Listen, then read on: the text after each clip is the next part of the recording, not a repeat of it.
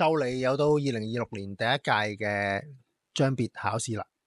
唔知大家同仔女去溫將別考試嘅筆試嘅時候，有冇遇過仔女背極都唔識，學極都唔識，又或者係哇個仔本身都好似有啲讀寫障礙喎，即係好難溫書嘅，或者係只係問教練攞以往啲試題嚟背啦咁樣，其實子女都唔係好了解，其實實質係咩嚟，唔理解嘅。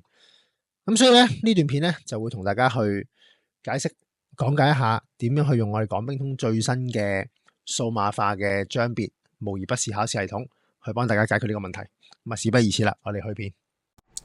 Hello 大家好，今日咧要同大家去分享一下咧點樣去使用我哋港兵通喺全香港獨有嘅公開將別考試嘅筆試嘅模擬試題系統。咁啊現時咧就見到我哋港兵通系統嘅界面啦，嘅首頁啦，咁然之後咧喺學習與社群撳落去，然之後咧入面有學習中心，再撳落去。咁呢度咧有3個功能啦，最右手邊咧就見到係筆試模擬考試系統。好啦，咁我哋撳落去啦，撳咗落嚟之後咧就會出現咗係有銀章、金章、白金章同埋鑽章啦。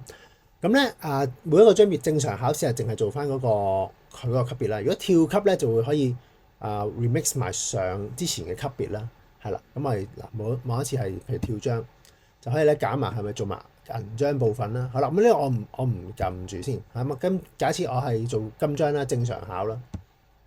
好啦，咁然之後咧50題啦，咁開始考試。喺呢個位置咧，佢會問我哋係咪扣除積分嘅，因為我之前有啲教咗大家點去換我哋港兵通嘅 AI 積分啦，咁確定啦。咁會開始扣分嘅啦。係啦，好，咁已經見到喺右下角咧已經扣除咗積分，喺右上角咧亦都見到係減咗啦。好，咁我哋假設啦，我哋打翻個名啦。好，然之後咧就開始考試。嗱，咁已經係入咗我哋試題庫度噶啦。好，咁譬如我開始填啦，填答案。好，下一題。咁一路做啦。好，假設我哋做晒啦，好，去到最尾一題50題咁樣。好，好，假設去到最後啦，我哋提交試卷。好，咁呢個我唔做晒啦，咁確定啦。好，咁出咗成績啦，咁一題答唔啱啦。咁好啦，咁點樣去 review 我哋個答題咧？咁答題詳情啦。好啦，呢度咧就會有齊晒咧自己答嘅題目啦，正確答案係咩，而自己選擇咗嘅答案咩？